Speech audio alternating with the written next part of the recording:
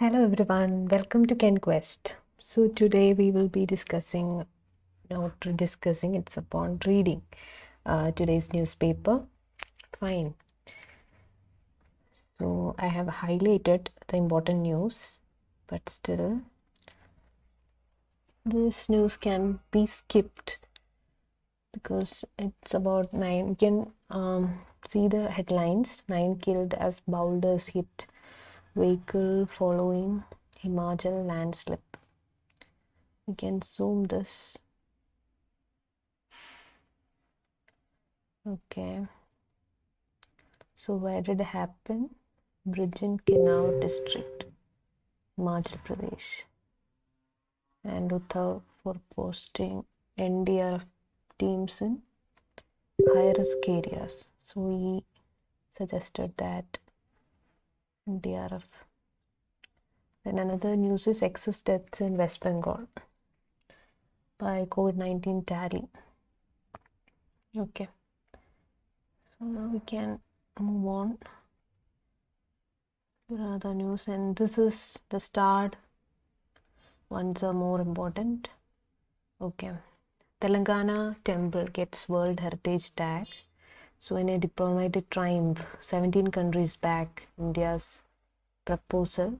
Okay, in which pair this comes World Heritage in GS 1, right? Art and culture.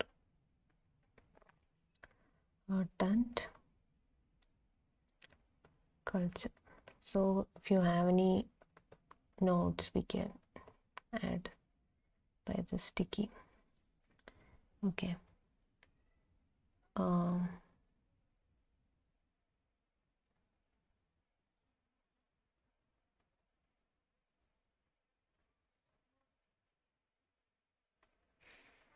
In a major diplomatic triumph, 13th century Ramappa temple in Palambet. Okay.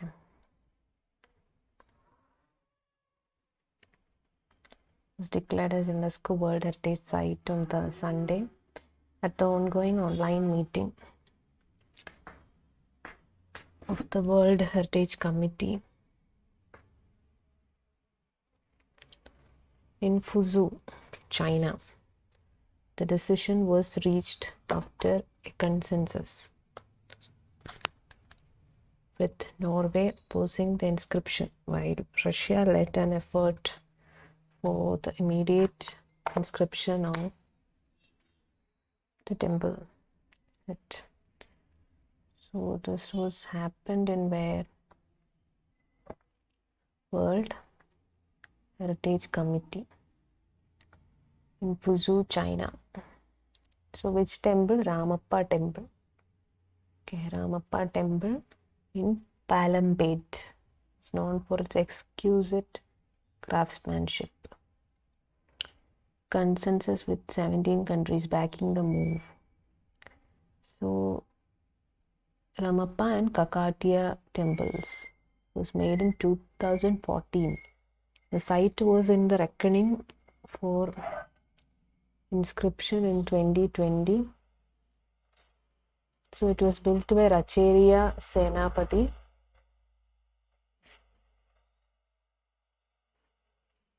Built by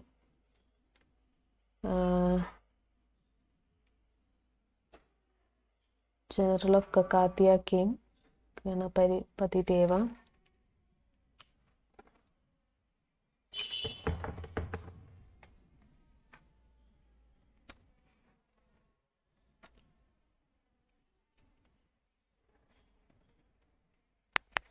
In the 30th century, the main temple is flanked by the collapsed structures of Kateshwariya.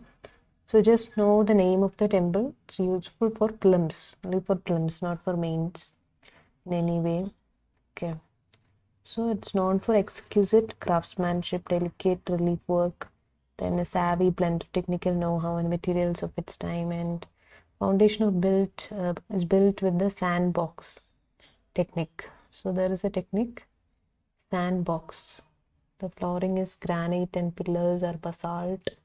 Okay, the lower part is red sandstone.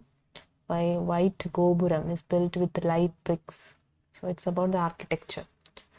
So that part is important. And ICOMOS, what is that? International Council on Monuments and Sites. So they cited 9 shortcomings at the site. So they had a verdict, but despite their verdict, we got that heritage status. 17 countries backed. Only country which opposed, Norway.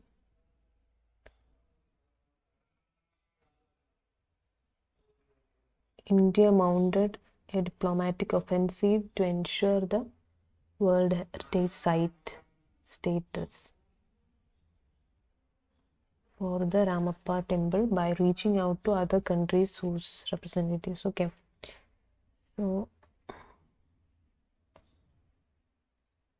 it's all about Telangana temple, Ramappa temple in Palampet.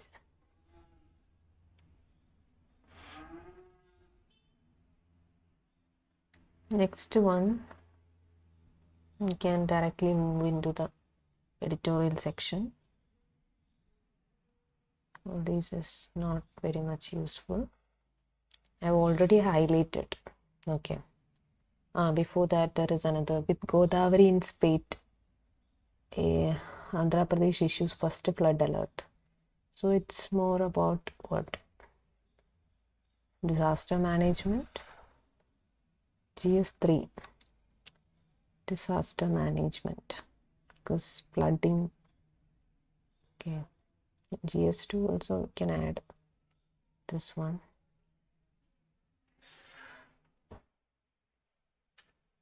So cusecs of water being discharged, water going to the gate. Which project? Polavaram project is in West Godavari district, Andhra Pradesh. So the first flood warning for the Godavari in Andhra Pradesh.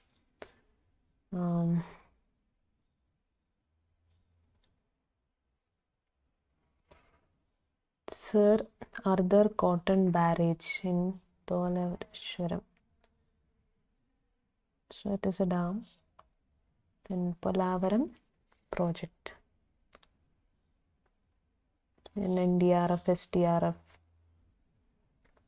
Then Integrated Tribal Development ATDA. There is flood affected villages. In Andhra Pradesh State Disaster Management Authority. Requested to cooperate like that. Things more of local issue, but coal production is also hit by this. How heavy rain battered coal belt region. The downpour impeded production almost open cast projects. This is open mining, deep mining, open cast projects.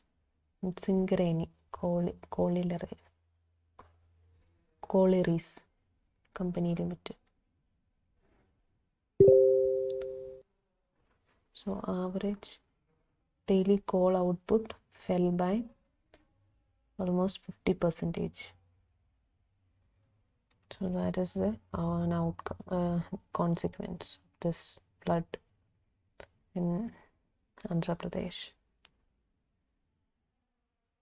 due to heavy rain.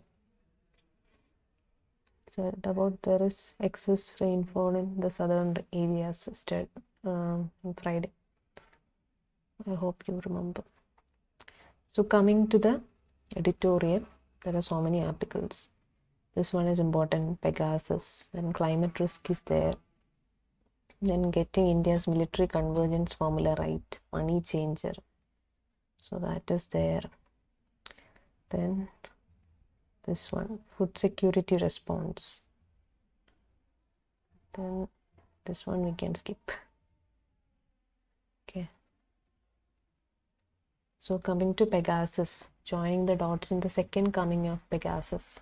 It's not the first time. Pegasus shines a light on it's more about internal cyber security issues. In which area? GS3 maybe. light on the government for civil society to see it as a clear accountable entity. Pegasus is not a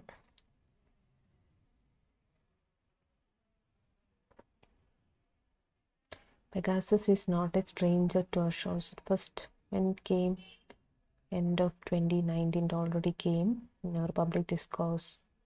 Okay. Researchers from University of Toronto's Citizen Lab called up some members in our country and informed them that their WhatsApp chats were compromised. There were some stirrings, but controversy died out quietly and disappeared. It's not the first, it's the second version. And attention was predominantly on the issue of how secure WhatsApp was, how weak its claims of end-to-end encryption were. WhatsApp's public relation exercise to reassure safety and privacy grabbed disproportionate attention at that time. All these deflected the public's attention from our government's involvement in the ugly saga and the misuse of NSO. So now what has happened is Israel's spyware, which company? NSO, to snoop on its own citizens. Parliament and civil society let the government off easily. Perhaps the impression that the surveillance then was largely confined. So we saw this in FEMA Corrigan happenings also. And then signs of so there is a surveillance state. There is stateless surveillance, data capitalism, surveillance.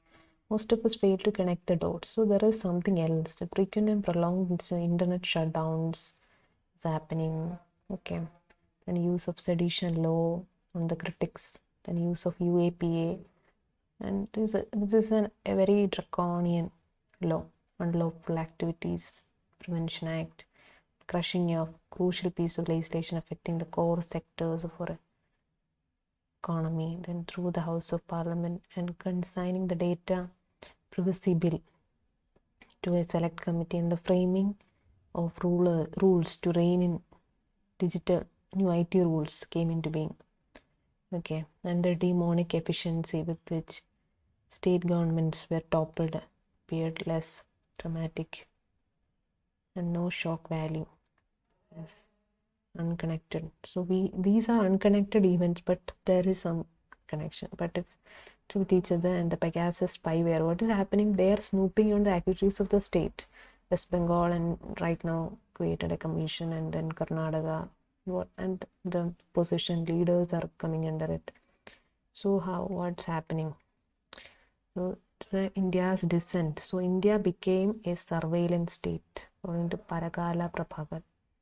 Okay, India is treated separately each one of those incidents, because like biopower of Foucault. More than few days of screaming headlines, reprimanding editorials, okay, prime time television debates, parties, and probably the second coming into political discourse will be different from its first. Because the targets, who are the targets? This time attention is exclusively on government's role. This is government's role. Okay. The people involved in the revelations are not just activists മാത്രമല്ല, leader of opposition, constitutional authority, journalist, human rights activist, then ministers, ruling party leaders, so many people, diversified people rather than political. Okay, then Prashant Kishore, his details. So the expansiveness of global list of people indebted targets. So it shows that there is a cross-border collaboration and indeed arresting. And so there is another distinction regarding this Pegasus. What is that? Foregrounds collusion. There is a collusion happening between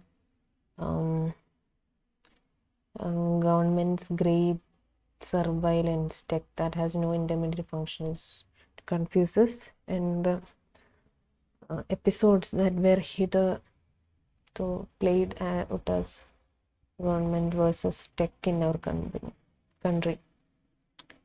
Tech companies claim to fight. Okay. Possession to control society, and it is a way of government to control society, to eliminate dissent, to generate, maybe that also part of this move. A surveillance state. In the case of Aadhaar, so we have seen case of a surveillance state. Try to portray to us that it sought to tame the tech companies, to protect our interest, privacy, security of the realm, and tech companies and sell them to advertisers. Both the government tech companies wired for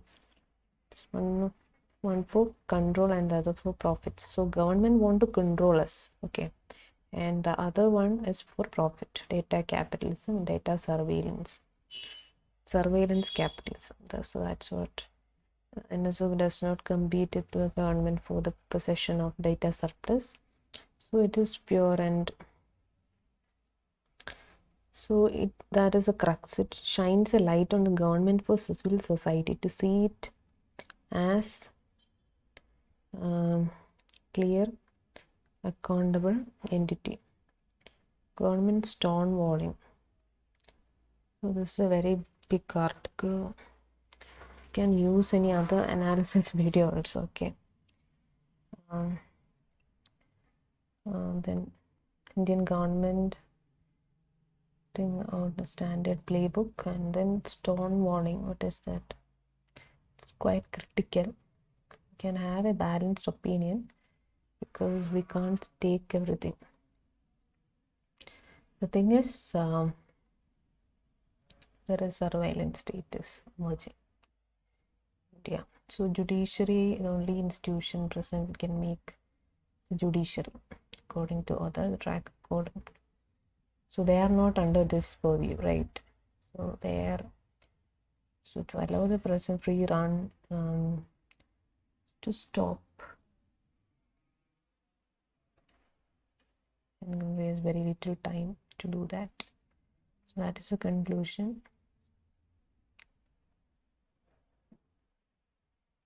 Okay, so we can move to the next editorial, Getting India's Military Convergence Formula Right. It's about military, internal security, and for genuine military jointness, a blending of minds and tailor-made solutions are critical. Okay.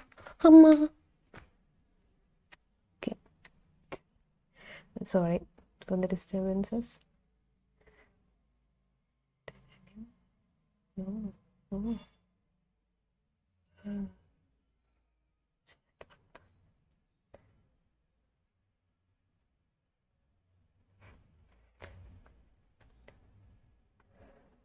So there is a CDS, we know that, right? Bipin Rawat.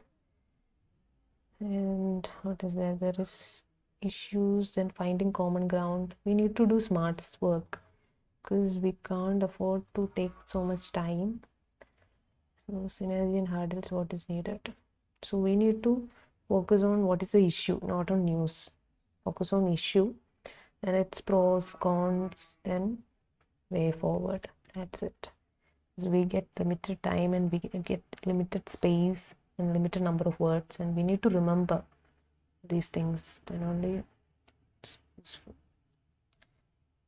So analyzing the experience of US, what is saying, greatest exponent of air power, who is that? There is a air power theorist, Tammy Davis Biddle. That is, aerial bombing cannot control the ground. Fundamentally coercive activity in which attacker seeks to structure the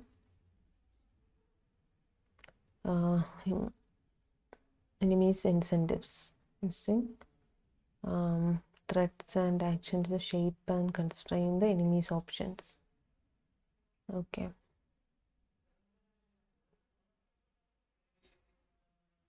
From Vietnam to Afghanistan, air power failed to deliver the promised results to US. So US is an example where you can see, but everyone acknowledges how greatly So air power, then military.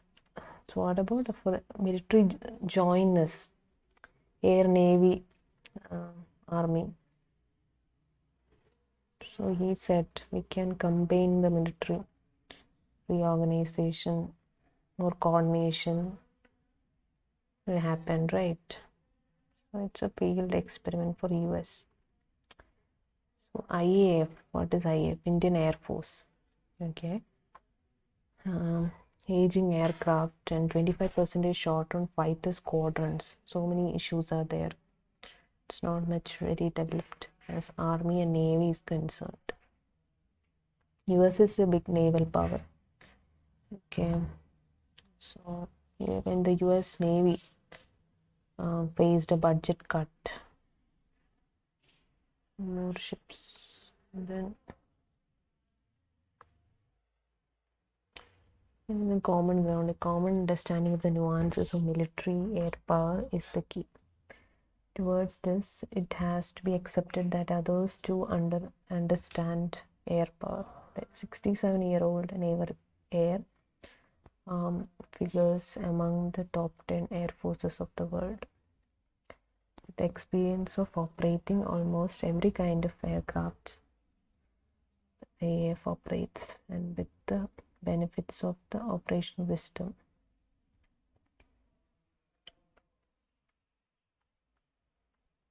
Synergy and hurdles.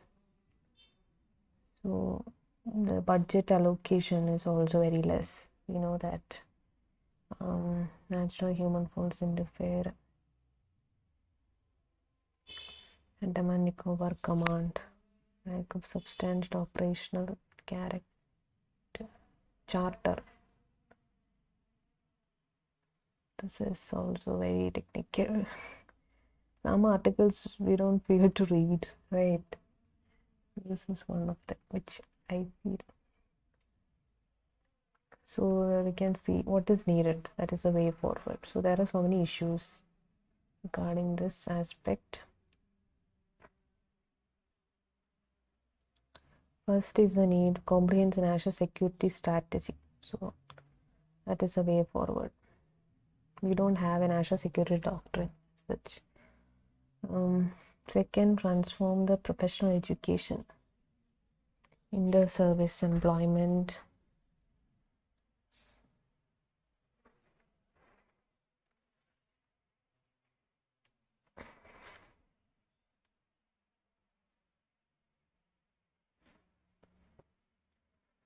To nurture genuine respect for others. And third is that armed forces must resolve the differences among themselves, as politicians or bureaucrats cannot do it. Good quality staff, adequate numbers, apex organization, all these are needed. We may need tailor-made solutions which may need more genuine thinking.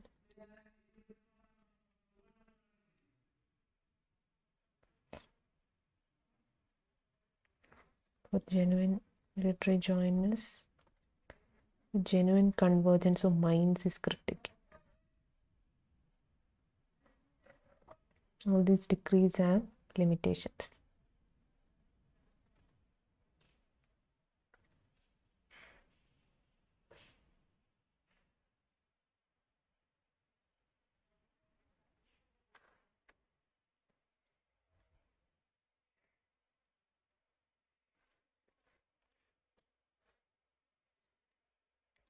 Climate risk, monsoon, Texas monsoon.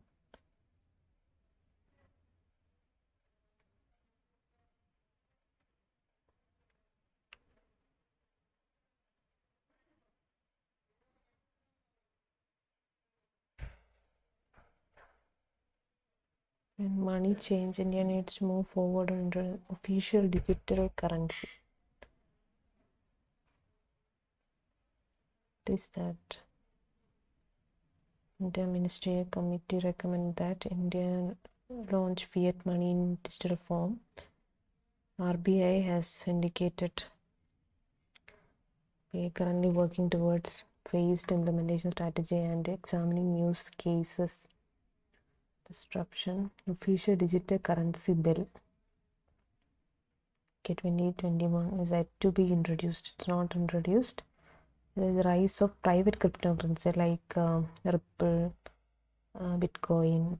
So India should have an official currency, digital currency, because 2021 BIS survey of several banks, 86% are actively attention to such currencies and 60% experiment with the technology. Okay, China already RMB, Renminbi, something like that, Renminbi, RMB. So that is China's. Right. So we should have important questions are crucial decisions to be made. The degree of anonymity it will have. The degree of it's also challenging, and who will control, and philosophy and goals. So the monetary policy, banking system, the impacts it of course cause on these things, cyber attacks increasing.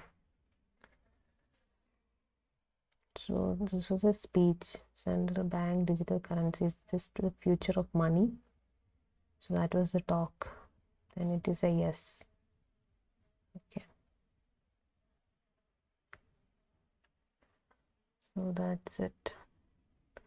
Now the food security response during the COVID-19 pandemic. It was effective. The government measures food for all through the PDS, TPDS. Okay. So many initiatives were taken.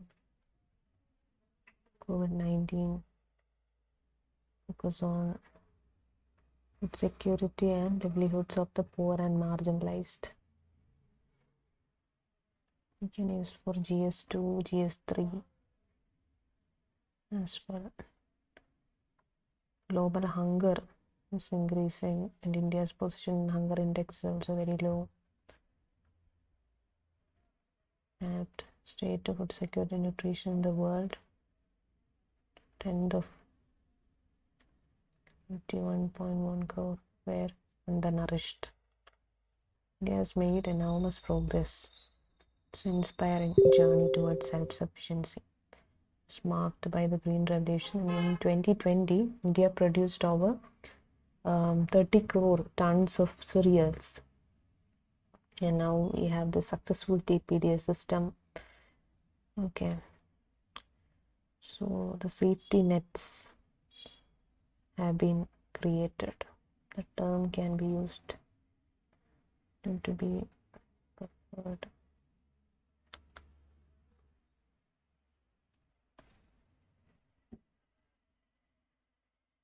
Measures initiated by government to lift their allocations for 6 months in one go. Then we have this NFSA, then One Nation, One Ration Card, another scheme.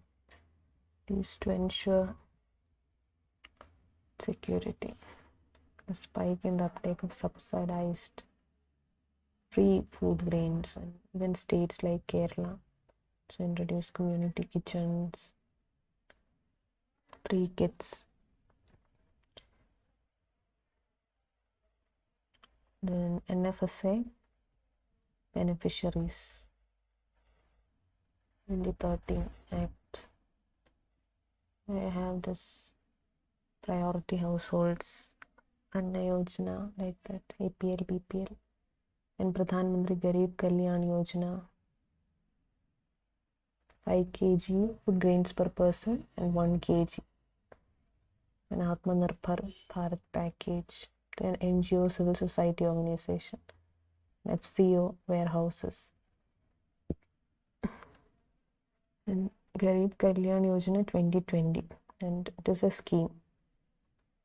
It's all about, it's for COVID package induced hardships in the Rishikesh. Okay, so we introduced third phase, so many allocations. So what are the challenges? So many challenges. Migrant laborers were displaced, no one behind. So especially risk groups, disabilities, elderly, single women-led households, transgenders, HIV, displaced, leave no one behind. So that was the main theme. Orphan children also lost their guardians, caretakers. That is very immense. Indian PDS system, constant navigation and improvement, and it was technologically connected. Then what is the way ahead? So that is a one nation, one ration card. Its introduction. It's an innovation, and that can be a game changer, allowing beneficiaries to access their food and entitlements from anywhere in the country. So that is an innovative scheme. So important for a country with massive mobile population and migration between states. So they can scheme takes digitization of supply chain is needed and distribution access to the next step anywhere. So that is was first thing. ONORC. Climate change continue to affect this agriculture and food security. So that will be devastating upon the poor. So massive. So building resilient agriculture. It's a good point. Building resilient agriculture, adaptive to changing weather, and through the introduction of newer varieties of crops, efficient irrigation, and promotion of crops as per agro-climatic zones. Okay, can take this. Thirdly, a third of all food produced is wasted. Wastage of food is happening, and to prevent losses. 10% of world's total consumption. It also releases GHG gases. So that is also should be reduced. And climate change, resilient agriculture should be promoted. A unique opportunity for advancing food security, transforming food system. Summit is going to happen in the COP16 on. Okay, there is a UN decade of action on nutrition that is also coming up. So India has a central role to play. Address the thought process that's a model to a resilient, equitable, food secure world. So this article is very, very important. I like this article. Vishwa Parajuli. Okay. It is a positive one, and there is way forward also. That one we can skip. Okay. Then coming to the next. We can go to IR part. Pegasus. To create data bank migrant workers. That's also good. Doesn't mean that we need to just see the headlines, then you can skip it as well. Okay. Deal on Gogra, what is hot springs likely? So India, China could reach an agreement on desert gaming because Pangong. It's going on. So they are ready to disengage. Deal at Gogra. Now it's stable. Just you need to know the context and background, what all happened, events. LAC, LOC become like the LOC. So what they have decided is LAC between India and China, LOC with Pakistan. But the force levels have gone up as trust is lost. All agreements are broken. The first to be worked out. Okay. And President is in a 4-day visit to J&K after then Kargil war. So there is Dras War Memorial. Okay. Blanket.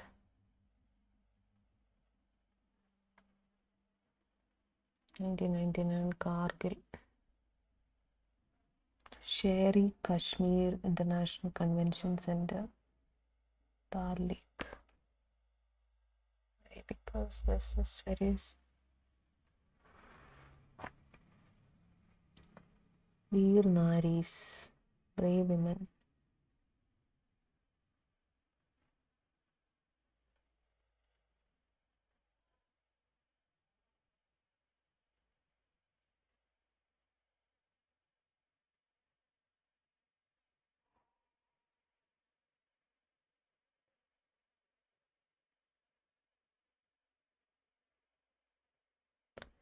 Ready to engage on rights. So I said that day Antony Blinken will be coming in discussions on domains of democracy, human rights, Quad, Indo-Pacific rights. So we're concerned about human rights, democracy, national or cultural perspectives beyond that.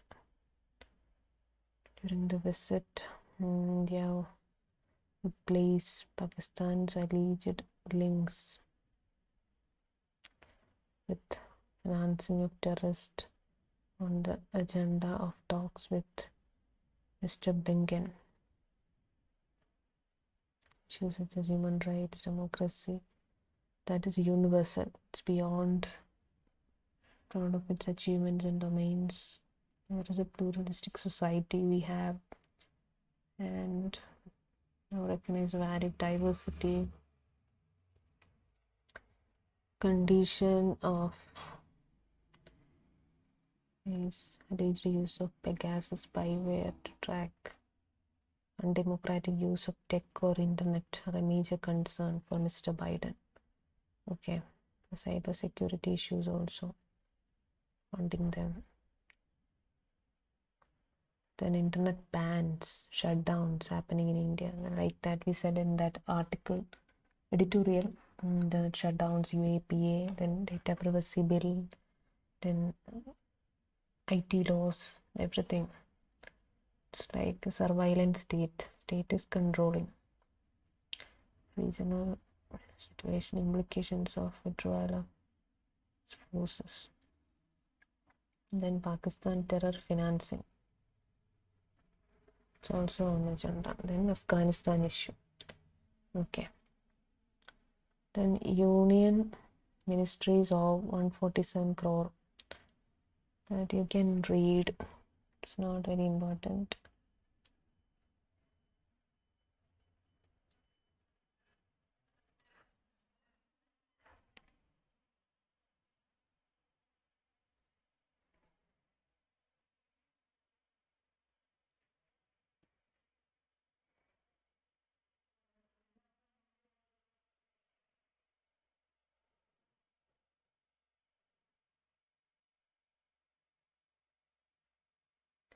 PM calls for a Unite India movement.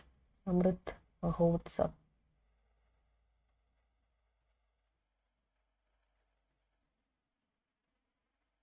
Bharat Jodo Andolan.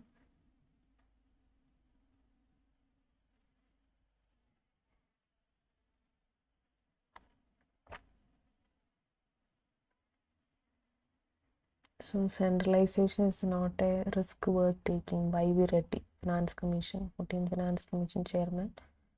There is worrying asymmetry among, so that can be worth readable. So burden sharing.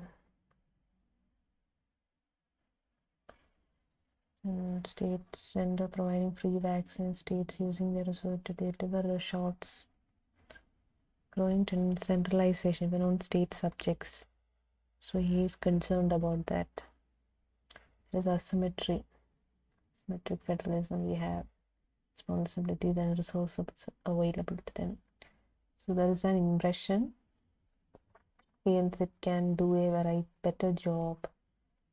So fiscal federalism to obtain finance commission recommendations were accepted but not fully implemented because it is a recommendatory board. In terms of preferences were controversial. That states borrowing limits have also been made conditional. It is a real problem. Okay, there is a rebalance going on between the state and the market.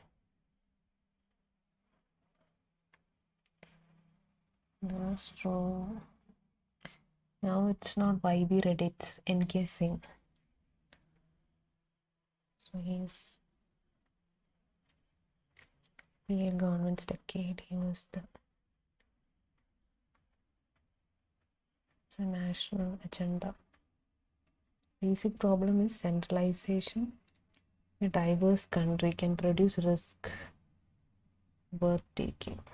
So this federal structure is the diversity, and in order to strengthen the national unity, we need to accept the diversity. Then the another juice. 35% of government schools and Anganwadis have no tap water. It's a sad reality. Jal Jeevan missions also failed. Okay, this is very, very important, or can be used not as a case study, because 2,146 Anganwadis, only 247 have access to tap water in Kalaburagi district of Karnataka. Schools, Anganwadis. Jal Jeevan, what is Jal Jeevan mission? So it's a 100-day campaign to provide the facility, tap water facility. So what is JJM, Jal Jeevan mission? It's the importance of repeated washing of hands. So there is no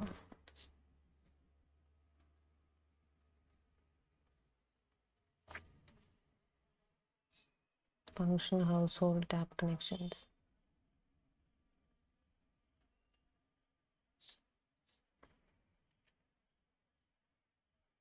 More about the facts. You can see, right, there is widespread disparity among states. States are lagging behind and others are moving forward. Jharkhand and West Bengal, less than 50% of schools and 10% of Anganwadis have tap water access. On the other hand, 80% of schools have access to tap water in UP. Okay, there is national state-wise disparities. West Bengal, Jharkhand, because they are backward, but UP has 80% access. States need more time to complete the task.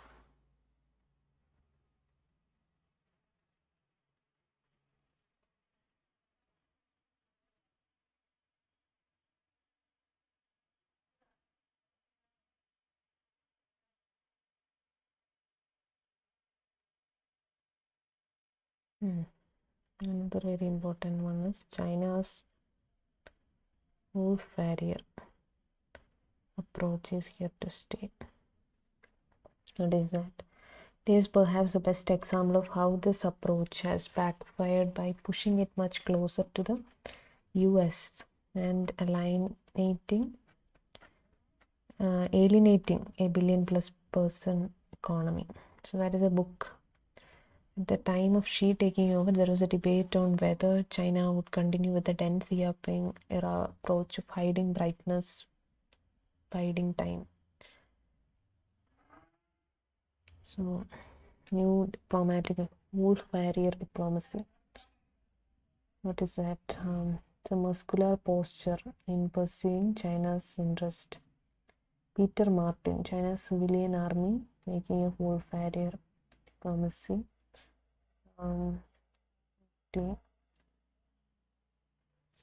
is already in Communist Party's history. Best example how it has backfired.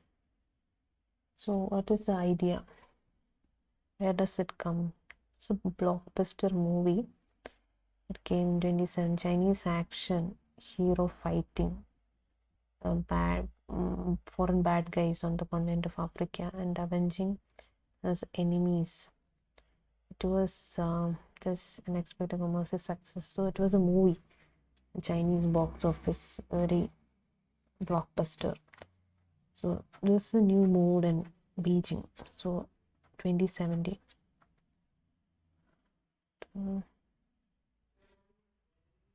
China hosted the Olympics. 2009 wake of financial crisis, we can see. Best response financial celebration decisive. Western political systems deal with gridlock.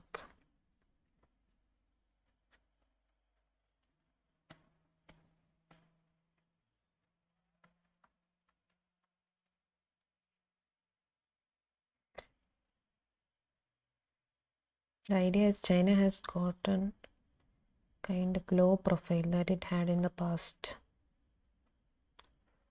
However, domestic politics is always king in Chinese diplomacy. That we can know that to improve their reputation, they are using this movie and this hero image of byproduct here. They're doing with the grand scheme of things, is it successful or not? India is perhaps the best example where this approach has kind of wolf-warrior tactics combined with great military assertiveness of China. India board has ended up pushing India much closer to US. So that got backfired, and 10+ person emerging power on the global stage with good relation with the US. China, to me, there is no better example of that kind of counterproductive approach on there. Okay, so India is perhaps the best example of how this approach, wolf-warrior approach, has backfired by pushing it much. So India is now closer to US and not to China. The outcome of this wolf-warrior in China Pak outline. So they are coming together in Afghanistan. Joint action. Preventing escalation of war and then combating terrorist forces. CPEC, thereby the regional connectivity.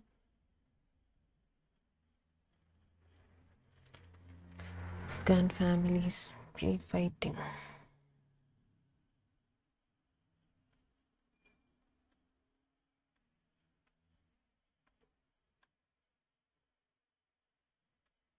Issues are going on.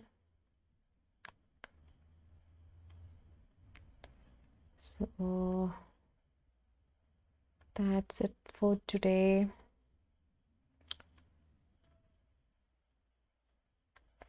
This Mirabai Jadon is delivering this.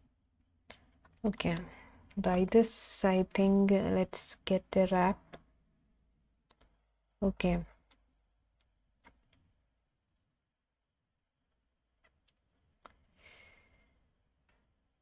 See you in the next. Tata. Bye bye. Don't forget to like, share, and subscribe.